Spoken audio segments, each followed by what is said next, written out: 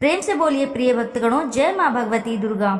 श्रोताओं, आज की इस वीडियो में आप रसपान करेंगे दुर्गा सप्तशती के चौथे अध्याय का इंद्र आदि देवताओं द्वारा देवी की स्तुति।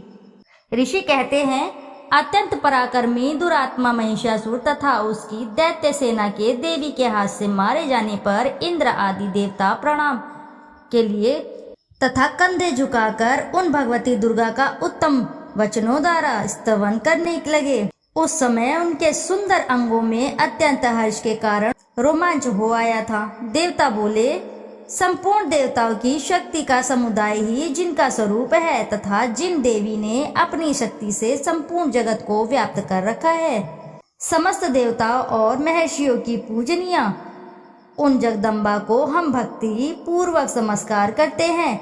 वे हम लोगों का कल्याण करें। जिनके अनुपम प्रभाव और बल का वर्णन करने में भगवान शेषनाग, ब्रह्मा जी तथा महादेव जी भी समर्थ नहीं है। वे भगवती चंडिका संपूर्ण जगत का पालन एवं अशुभ भय का नाश करने का विचार करें, जो पुण्यात्माओं के घेरों में स्वयं ही लक्ष्मी रूप से, पापियों के यहाँ दरिद्रता रूप से, शुद्ध अंतःकरण वाले पुरुषों के हृदय में बुद्धि रूप से, सत्पुरुषों में श्रद्धा रूप से तथा कुलीन मनुष्य में लज्जा रूप से निवास करती हैं। उन आप भगवती दुर्गा को हम नमस्कार करते हैं। देवी, आप संपूर्ण विश्व का पालन कीजिए। देवी, आपके इस अचिंत्य रूप का, असुरों का नाश करने वाले भारी पराक्रम का तथा समस्त देवताओं और दैत्यों के समक्ष युद्ध में प्रकट किए हुए आपके अद्भुत चरित्रों का हम किस प्रकार वर्णन करें।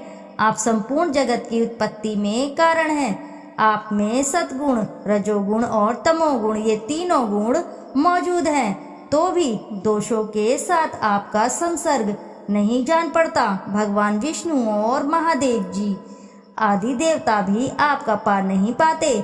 आप ही सबका आश्रय है। यह समस्त जगत आपका अंशभूत है, क्योंकि आप सबकी आदिभूत अव्यक्तता परा प्रकृति हैं। देवी, संपूर्ण यज्ञों में जिसके उच्चारण से सब देवता तृप्ति लाभ करते हैं, वह स्वाहा आप ही हैं। इसके अतिरिक्त आप पितरों की भी तृप्ति का कारण हैं। अतएव सब लोग आपको स्वधा भी कहते हैं। देवी, जो मोक्ष की प्राप्ति का साधन है, अचिंत्य महाव्रत स्वरूपा है, समस्त दोषों से रहित, जितेंद्रिय तत्व को हिस्सार वस्तु मानने वाले तथा मोक्ष की अभिलाषा रखने वाले मुनिजन जिसका अभ्यास करते हैं, वह भगवती पराविद्या आप ही है। आप शब्द स्वरूपा है, अत्यंत निर्मल, ऋग्वेद, यजुर्वेद तथा उद्गीत के मनोहर पदों के पाठ से युक्त सामवेद का भी आधार आप ही हैं। आप देवी त्रयी, तीनों वेद और भगवती छवों ऐश्वर्य से युक्त हैं। इस विश्व की उत्पत्ति एवं पालन के लिए आप ही वार्ता, खेती एवं आजीविका के रूप में प्रकट हुई हैं। आप संपूर्ण जगत की घोर पीड़ा का नाश करने वाली हैं। देवी, जिससे समस्त शास्त्रों के सार का ज्ञान होता है, वह मेधा शक्ति आप ही हैं। दुर्गम भव सागर से पार उतरने वाली नौका रूप दुर्गा देवी भी आप ही है। आपकी कहीं भी आसक्ति नहीं है। कैटभ के शत्रु भगवान विष्णु के वक्ष स्थल में एकमात्र निवास करने वाली भगवती लक्ष्मी तथा भगवान चंद्रशेखर द्वारा सम्मानित गौरा देवी भी आप ही हैं। आपका मुख मंद मुस्कान से सुशोभित निर्मल पूर्ण चंद्रमा के बिंबी का अनुकरण करने वाला और उत्तम सुवर्ण की मनोहर कांति से कमनीय है। तो भी उसे देखकर महिषासुर को क्रोध हुआ और सहसा उसने उस पर प्रहार कर दिया। यह बड़े आश्चर्य की बात है। देवी, वही मुख जब क्रोध से युक्त होने पर उदय काल के चंद्रमा की भांति लाल और तनी हुई भौहों के कारण विकराल हो उठा, तब उसे देखकर जो महिषासुर के प्राण तुरंत नहीं निकल गए। यह उससे भी बढ़कर आश्चर्य की बात है, क्योंकि क्रोध में भरे हुए यमराज को देखकर भला कौन जीवित रह सकता है। देवी, आप प्रसन्न हो। परमात्मा स्वरूपा, आपके प्रसन्न होने पर जगत का अभ्युदय होता है और क्रोध में भर जाने पर आप तत्काल ही कितने कुलों का सर्वनाश कर डालती हैं। यह बात अभी अनुभव में आई है, क्योंकि महिषासुर की यह विशाल सेना क्षण भर में आपके कोप से नष्ट हो गई है। सदा अभ्युदय प्रदान करने वाली आप जिन पर प्रसन्न रहती हैं वे ही देश में सम्मानित है। उन्हीं को धन और यश की प्राप्ति होती है, उन्हीं का धर्म कभी शिथिल नहीं होता तथा वे ही अपने हृष्ट पुरुष स्त्री पुत्र और भृत्यों के साथ धन्य माने जाते हैं। देवी आपकी ही कृपा से पुण्यात्मा पुरुष प्रतिदिन अत्यंत श्रद्धा पूर्वक सदा सब प्रकार के धर्मानुकूल कर्म करता है और उसके प्रभाव से सर्वलोक में जाता है। इसलिए आप तीनों लोकों में निश्चय ही मनोवांछित फल देने वाली हैं।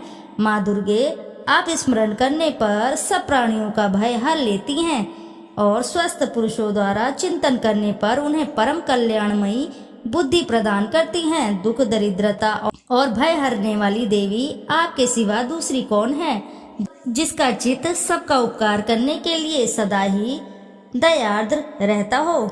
देवी इन राक्षसों के मारने से संसार को सुख मिलने तथा ये राक्षस चिरकाल तक नरक में रहने के लिए भले ही पाप करते रहे हों, इस समय संग्राम में मृत्यु को प्राप्त होकर स्वर्गलोक में जाएं।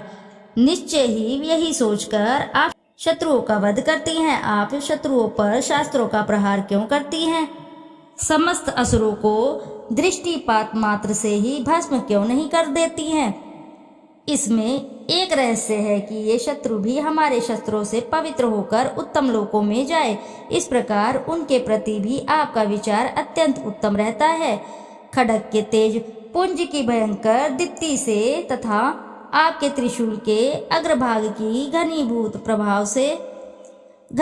प्रभा से चौंधिया कर जो असुरों की आंखें फूट नहीं गई, उसमें कारण यही था कि वे मनोहर रश्मियों से युक्त चंद्रमा के समान आनंद प्रदान करने वाले आपके इस सुंदर मुख का दर्शन करते थे। देवी आपका शील दुराचारियों के बुरे वर्ताव को दूर करने वाला है। साथ ही यह रूप ऐसा है जो कभी चिंतन में भी नहीं आ सकता और जिसकी कभी दूसरों से तुलना भी नहीं हो सकती, तथा आपका बल और पराक्रम तो उन दैत्यों का भी नाश करने वाला है जो कभी देवताओं के पराक्रम को भी नष्ट कर चुके थे। इस प्रकार आपने शत्रुओं पर भी अपनी दया ही प्रकट की है।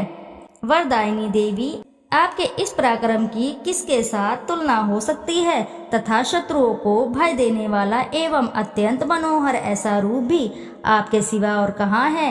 हृदय में कृपा और युद्ध में निष्ठुरता, ये दोनों बातें तीनों लोकों के भीतर केवल आप में ही देखी गई है। माता, आपने शत्रुओं का नाश करने के लिए इस समस्त त्रिलोक की रक्षा की है। उन शत्रुओं को भी युद्ध भूमि में मारकर स्वर्गलोक में पहुंचाया है तथा उन दैत्यों से प्राप्त होने वाले हम लोगों के भय को भी दूर कर दिया है। आपको हमारा नमस्कार है। देवी आप शूल से हमारी रक्षा करें। अंबिके आप खड्ग से भी हमारी रक्षा करें तथा घंटा की ध्वनि और धनुष की टंकार से भी हम लोगों की रक्षा करें। चंडिके पूर्व पश्चिम और दक्षिण दिशा में आप ही रक्षा करें तथा ईश्वरी अपने त्रिशूल को घुमाकर आप उत्तर दिशा में भी हमारी रक्षा करें। तीनों लोकों में आपके जो परम सुंदर एवं अत्यंत भयंकर रूप विचरते रहते हैं, उनके द्वारा भी आप हमारी तथा इस भूलोक की रक्षा करें। अंबिके आपके कर पल्लवों में शोभा पाने वाले खड्ग, शूल और गदा आदि जो अस्त्र हों, उन सब के द्वारा आप सब ओर से हम लोगों की रक्षा करें। ऋषि कहते हैं,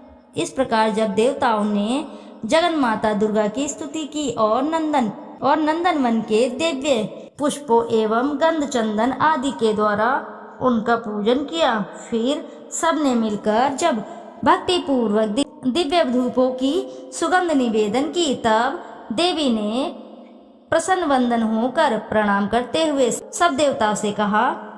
देवी बोली, देवताओं, तुम सब लोग मुझसे जिस वस्तु की अभिलाषा रखते हो उसे मांगो। देवता बोले, भगवती ने हमारी सब इच्छा पूर्ण कर दी, अब कुछ भी बाकी नहीं है, क्योंकि हमारा यह शत्रु महिषासुर मारा गया। महेश्वरी इतने पर भी यदि आप हमें और वर देना चाहती हैं तो हम जब जब आपका स्मरण करें तब तब आप दर्शन देकर हम लोगों के महान संकट को दूर कर दिया करें तथा प्रसन्नमुखी अंबिके जो मनुष्य इन स्रोतों द्वारा आपकी स्तुति करे उसे वित्त समृद्धि और वैभव देने के साथ ही उसकी धन और स्त्री आदि संपत्ति भी बढ़ाने के लिए आप सदा हम पर प्रसन्न रहें। ऋषि कहते हैं, राजन, देवताओं ने जब अपने तथा जगत के कल्याण के लिए भद्रकाली देवी को इस प्रकार प्रसन्न किया तब वे तथास्तु कहकर वहीं अंतर्धान हो गई। भूपाल इस प्रकार पूर्व काल में तीनों लोकों का हित चाहने वाली देवी जिस प्रकार देवताओं के शरीर से प्रकट हुई थी वह सब कथा मैंने कह सुनाई।